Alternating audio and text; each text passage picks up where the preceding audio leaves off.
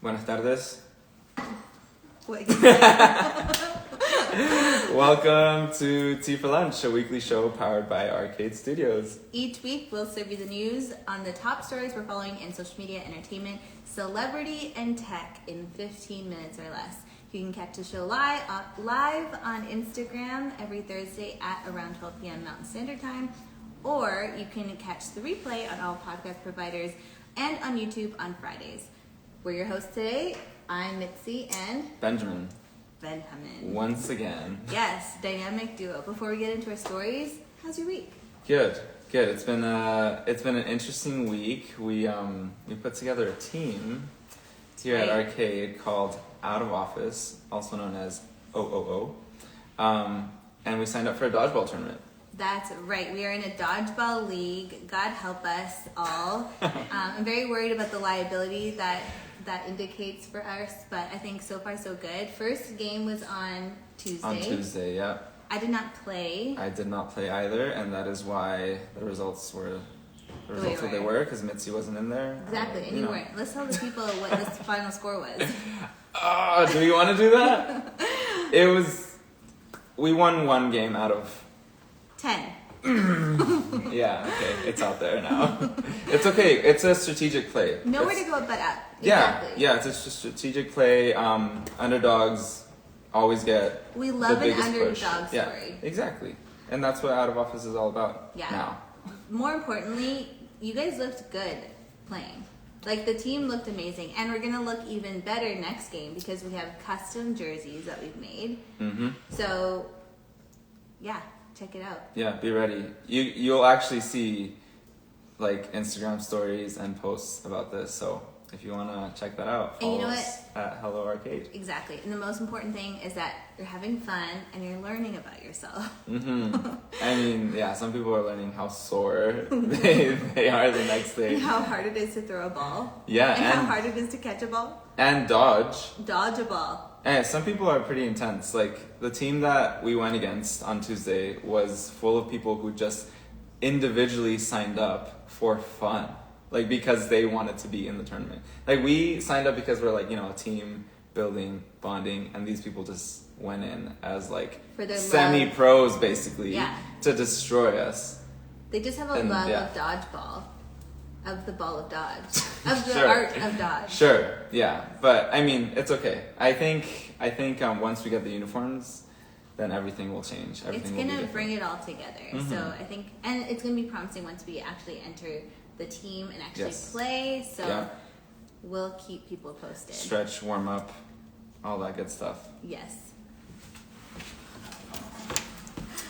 Whoops. Time out. Okay. Yes. Okay, so. Just had to plug in our mic. All good. Done that before. No, we just want to keep it real here. We didn't have our mic plugged in, but it's okay.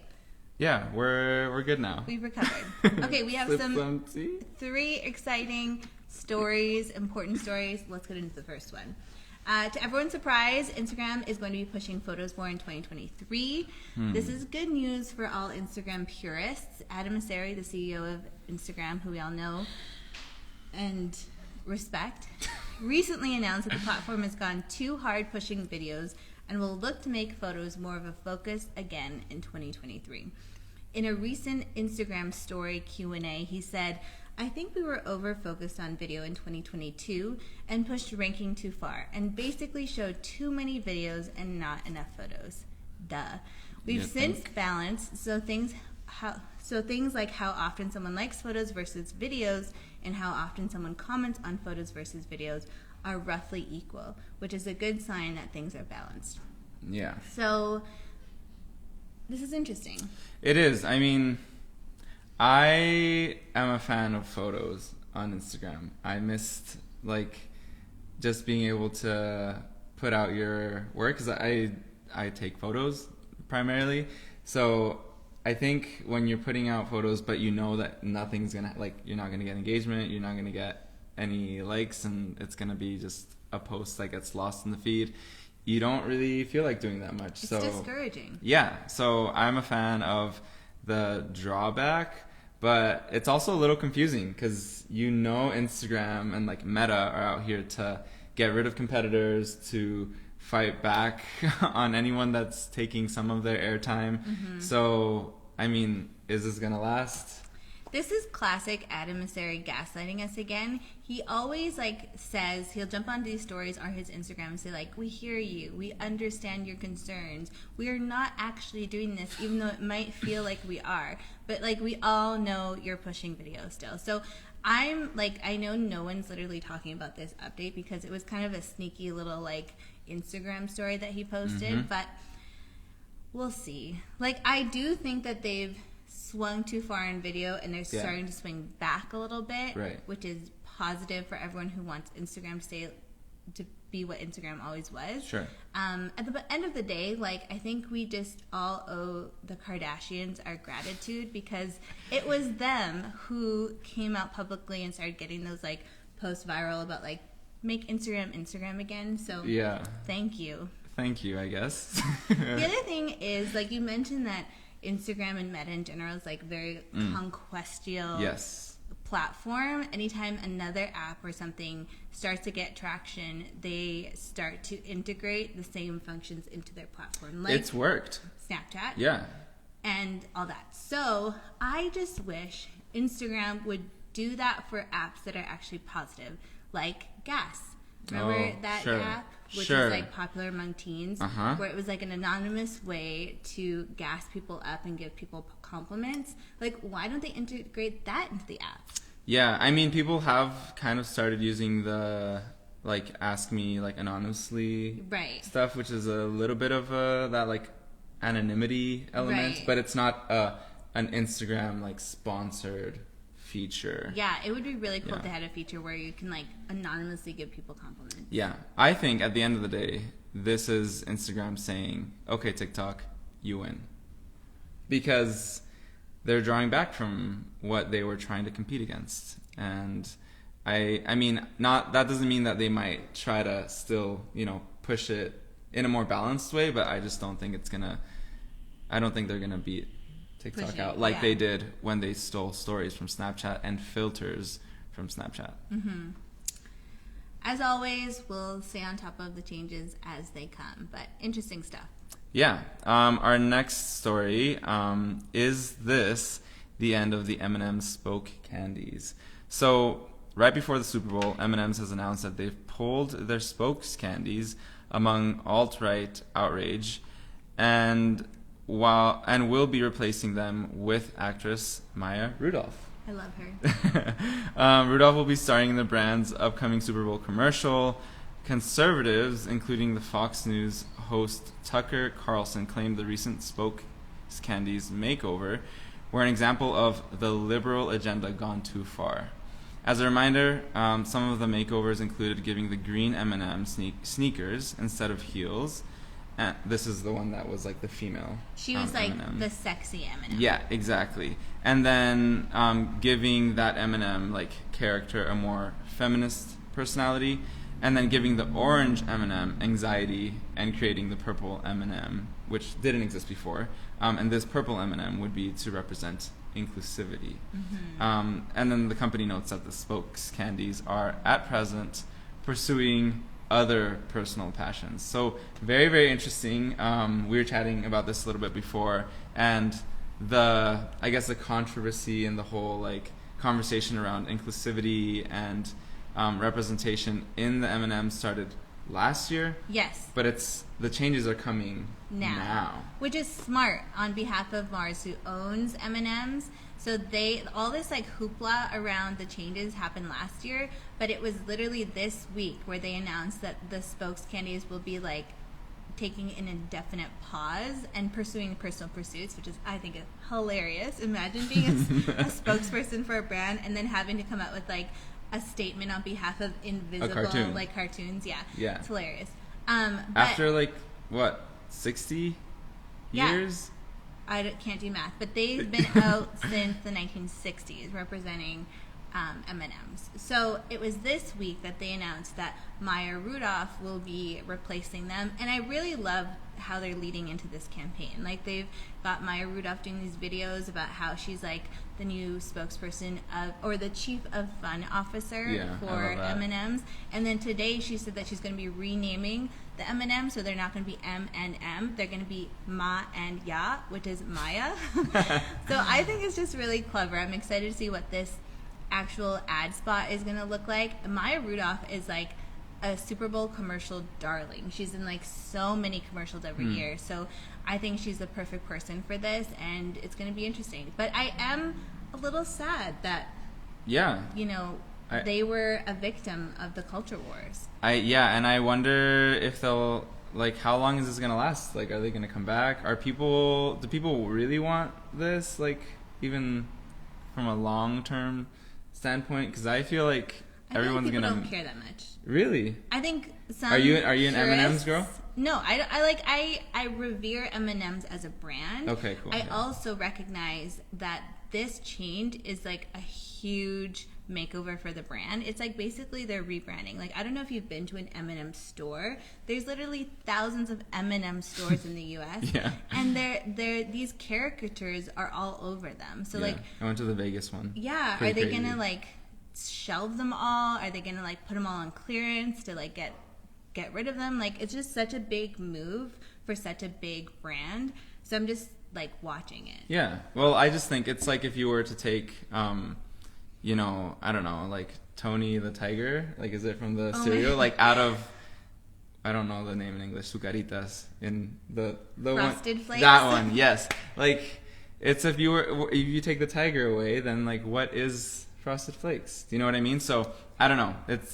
I'm not like the biggest M&M's fan, but if I was, I'd be hurting. Yeah, and I think the 2023 equivalent of these caricatures are now mascots. Like, for example, the Duolingo mascot. True. So maybe it's just a sign that these caricatures that have were such a big part of the marketing for these big legacy brands is done. And now, as we enter 2023, we need to think about does it make sense for a caricature to represent a brand? And if so, who is this caricature? What are their pronouns? What is their personality? That stuff matters now. So I just think it's such an interesting shift, and a little sad that they had to change and actually go away for M&M's to move forward as a brand. But we'll see. I have high hopes for what they're going to do with my Rudolph. Yeah. I'm excited to see what the commercials are. Yeah, I can't wait for Super Bowl commercials. Yeah. Okay, last story of the day. The Dyson Airwrap and Tarte lip balm topped the list of $3.6 billion brought in by influencers in 2022. In a new report released by the creator commerce platform Like to Know It, its 18 million monthly shoppers brought in over $3.6 billion worth of goods sold via influencer affiliate links in 2022. Top products included Dyson Airwrap, Tarte's Juicy Lip Balm, and then other sellers like the LMS Dynamic Resurfacing Pads, Ulta Beauty's Link for Lancome Mascara, Lululemon Everywhere Belt Bag, and Our Place's Always Pan, and of course the Stanley 40-ounce tumbler, which is very popular here in the office. It's important to note that influencers are not given access to a list of top-selling products, but they're pulling these items after seeing others do the same or being sent items from these brands. So this is, I thought, was really interesting. Like to Know It is the premier affiliate link kind of platform for influencers. So I think it's really fascinating that they're doing reports on one of the most popular products. And none of these products were a surprise to me, at least, because I have seen these products in my feed over and over and over again. So to see that these actually equate to big sales is really interesting. So yeah, I'm curious, obviously influencers are moving product. Obviously they're still influencing business decisions for most people on social media. A really funny fact here before the show, I was asking Ben, and then we're going to put you on the spot. Here we go. If you've ever bought anything from an influencer or a creator on social media. The answer is no. I'm sorry. At least that I can remember. If I have, I'm sorry, whoever the influencer was. I don't remember you or the product. I think. But thank you, sure. I think maybe the other thing is Like to Know It is also really popular among influencers who sell a lot of like makeup and beauty and like products. mom influencers too. Okay, don't put moms into this. It's the truth. We can go to the article. Okay, well, other people who follow like beauty creators and things like that, because so many of these things are in the beauty and lifestyle category. Yeah. So I just think like influencers are still such a major part of like overall marketing plans for these forever, yeah. These kind of brands. So I just think it's interesting. Yeah. Is there a product in there that you would not have thought would make the top list? I was a little surprised about the Lancome mascara, but almost everything else is not a surprise to me. Like the Lululemon Everywhere belt is literally everywhere. Yes. The Always pan is literally always on people's stoves. Yep. I've actually seen ads for the pan. Oh my gosh. At least there's a Didn't we have a joke in the office that like we see those ads in our sleep? Yeah. Especially around the holidays. They're everywhere. It's a little much, but it's a lot. Do you own any of these? I own probably 4 of these. Okay. Influenced.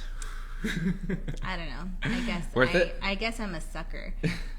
I think so. Some of these. Yeah. You know what's really interesting right now? There's like a series on TikTok called Uninfluencing, where people are like trying to uninfluence people to buy stuff that's getting a lot of hype. I literally saw that yesterday. I love it. Yeah, there was a creator that was like, she probably named like 3 or 4 of these, and she's like, don't buy the Dyson Airwrap, don't buy this, don't buy that, blah blah blah, like reduce consumption and da da da da. Like, yeah, I think that's really interesting. Never seen that. I'm she's curious like, to see what the stats are from last year to the end of this year, because we're just seeing so many changes in how we talk about products, and you know, brands being at the center of these like larger influencer campaigns is also such a hot topic. So yeah, we'll see. Stay tuned. And with that, now that we've wet your palate, get out of here and go eat something more substantial. Cheers. Cheers. Salud.